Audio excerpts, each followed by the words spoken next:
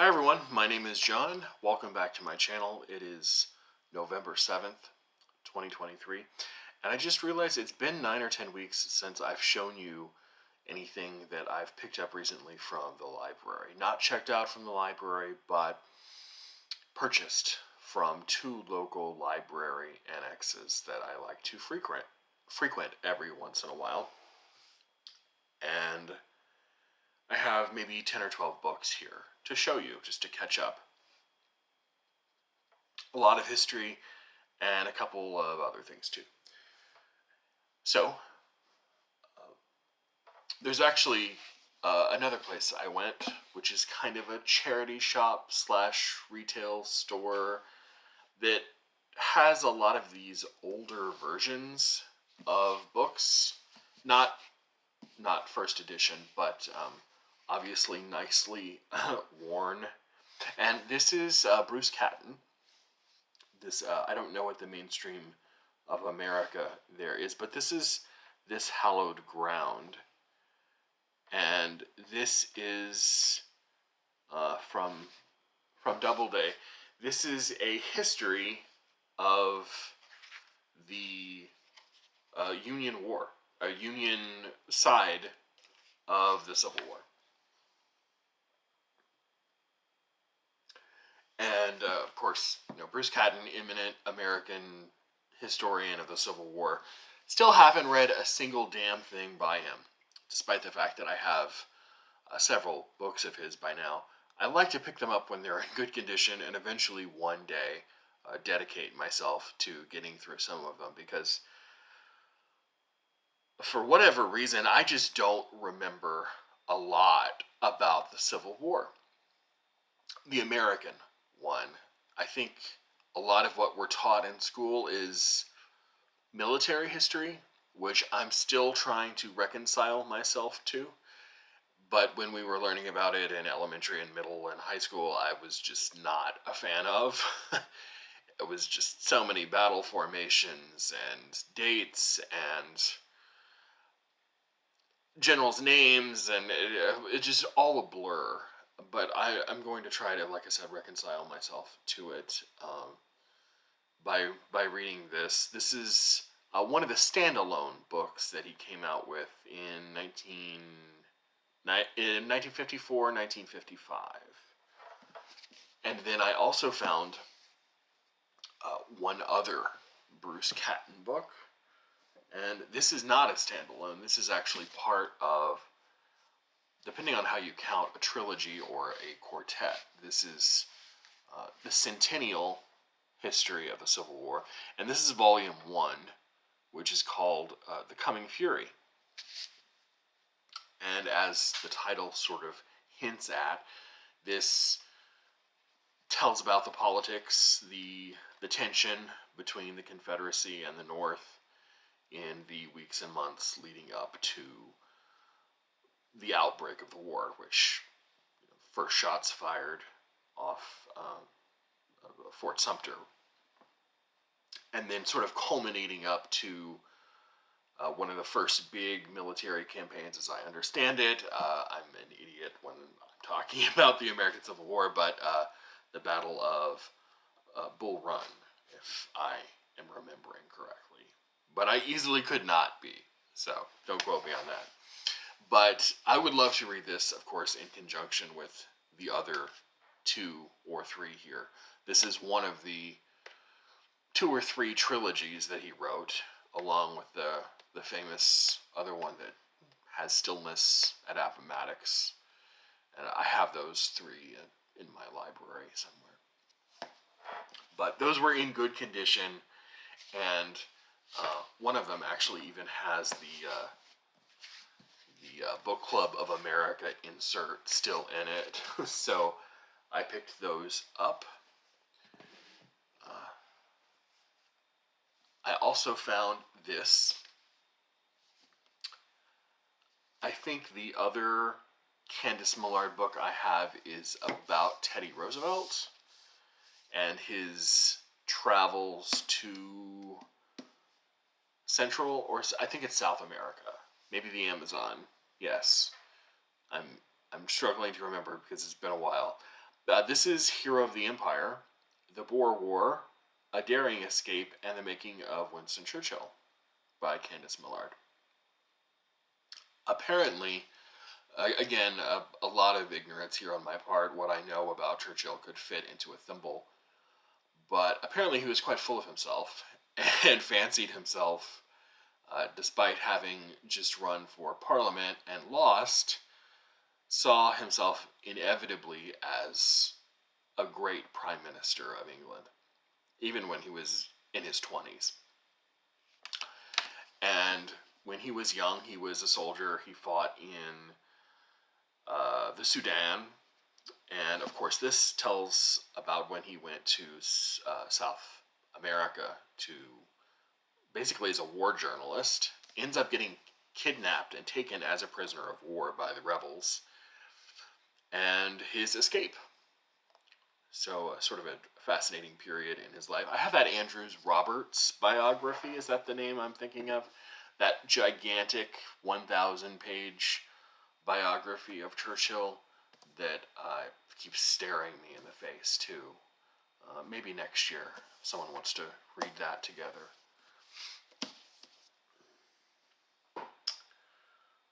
So I also have a few books. I don't like this habit of mine, but I'll admit it amongst friends that sometimes when I see a really nice copy of something I already have, especially when it's another version of a book or something that might give me more information, another introduction or something like that, I will pick it up, despite the fact that I have one at home. And that's the case with 3 books. The first one being Edmund Burke's Reflections on the Revolution in France. This is the famous sort of, I guess, one of the seminal texts that kind of created some space for political conservatism as a philosophy, as an ideology at the very end of the 18th and beginning of the 19th centuries. A lot of people were very, very enthusiastic about the French revolutionaries and the whole sort of fervor behind it of getting rid of the monarchy. Burke comes along and has many reservations and cautionary tales about arbitrarily, in his mind, overthrowing the government. He's not exactly a reactionary like his ideological compatriot Joseph de Maistre, but he is very much a person who carved out space in political conservatism. And also, there's another book that he wrote called Further Reflections, which is actually part of the stack of books that's holding up my webcam to film this video. So I would love to read those in conjunction with one another. Another is another penguin of Nicolo Machiavelli's The Discourses, better known as The Discourses on Livy. Here Machiavelli goes back to Livy. Probably not all of him. I don't know if Machiavelli had access to all of him, but a large portion of the Urbe Condita from the founding of the city, and basically takes a scalpel to a lot of aspects of Roman culture, Roman civilization, Roman society, the military, and sees, how early 16th century Italian republicanism can benefit from it and what they can learn from it.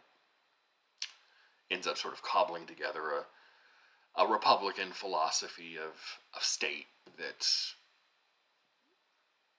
says that you should put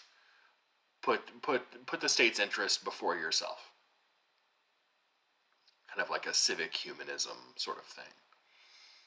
But I think I have another copy of this in Oxford World Classics, but I'm such a sucker for the Penguin Classics, so I got this instead, or in addition to. And one more, I will always never fail to pick these up when I see them if they're in good condition, even if I have another version. And this is a Norton Critical edition of Thomas More's Utopia. The great sort of thought experiment in political philosophy by one of the insiders of Henry VIII's court. And where we get the name, as far as I know, the word utopia means no place. So it's kind of a satirical element in and of itself. What else next? Oh, so sometimes I can learn something about a book just by looking at the name of the author and the title, not even having to crack the spine. So The African Queen, which I have probably seen maybe once or twice many years ago, had no idea that it was a novel. And what I also had no idea of was that the person who wrote that novel was also the person who wrote the Horatio Hornblower stories. Did you know that? Is that a commonly known fact? If it was, I missed out on it. But this is The African Queen by C.S. Forster. I had no idea. This came out in 1935. And then, the name, of course, popped out at me. I don't really have much interest in the Hornblower stories, but I do have interest in this simply because it sounds like an interesting story in and of itself, but reading about it and thinking about it in tandem with the film also adds another layer of interest, at least for me.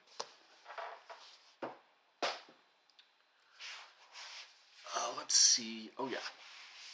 So I read a book by John M. Barry a few years ago and loved it. I thought it was one of the best books that I probably read in 2019 or 2020. I don't remember. This is The Great Influenza. The book I read was something like The Story of the Creation. It was basically a biography of Roger Williams, the 16th,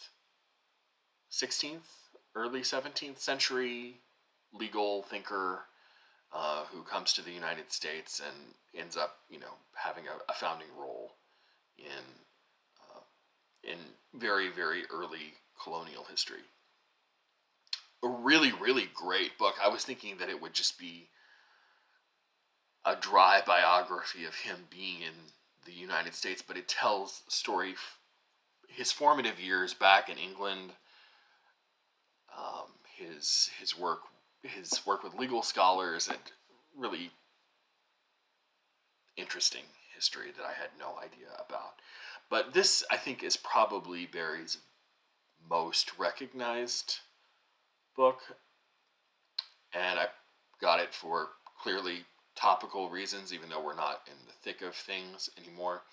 This is The Great Influenza, the story of the deadliest pandemic in history. I remember hearing about this. I had a friend at one of the first jobs I got out of college. She recommended a book to me called The Coming Plague by someone named Laura something. I don't remember her last name at the moment. And she said, you should really read this Coming Plague book because something like this will eventually happen. And my 22 or 23-year-old self said, please, Eleanor, that's crazy talk. Thinking I knew everything. And then 15 years later, lo and behold, look what happens. So now I have sort of a revived interest in stuff like this. I need to go read The Coming Plague as well.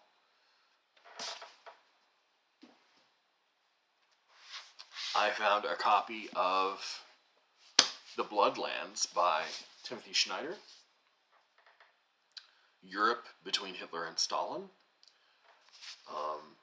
Timothy Schneider is a Hausen professor of history at Yale.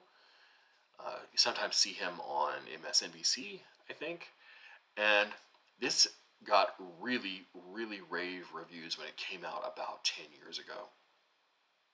And the title, they're referring to sort of the geographical land between roughly Berlin and Moscow, in which 15, 20 million people died. And he talks about the ways in which they die. Not all died, of course, on the battlefield. Some died as a victim of, for example, Stalin's kangaroo courts. These sort of mock sham trials that he would hold for political prisoners and ideological enemies of his. Killed thousands of people that way, and then he sat over a state of terror where he would use his secret police and other things like that to keep his people in constant fear.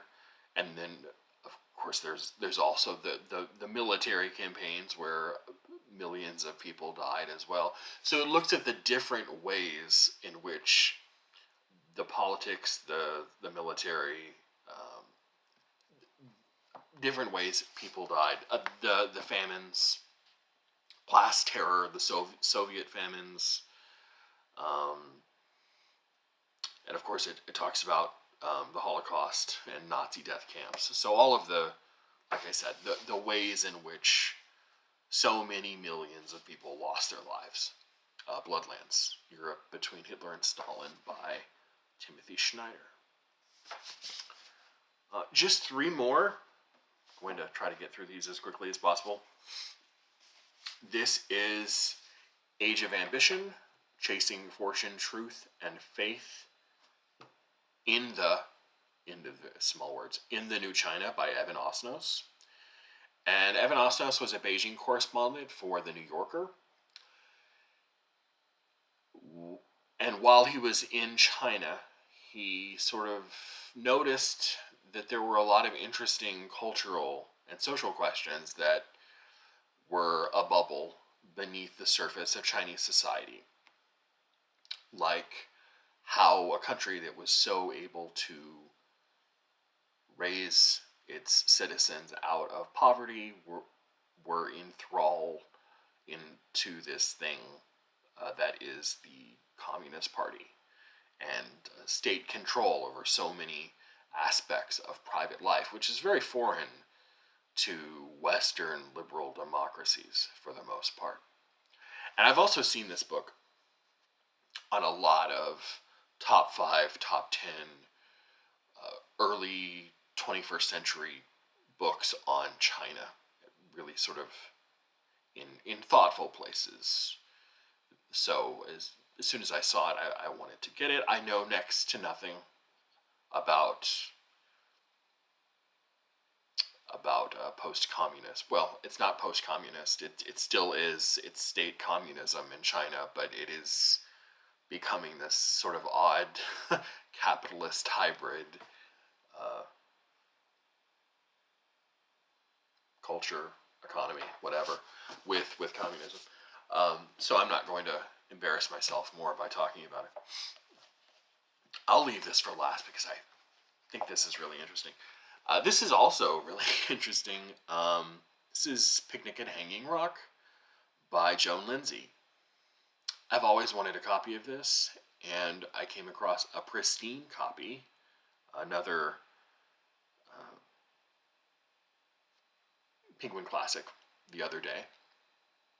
So it is a minor cult classic. I'm not going to recall the plot for you, but something I've always wanted to read and maybe eventually learn more about. There's a film or something, right?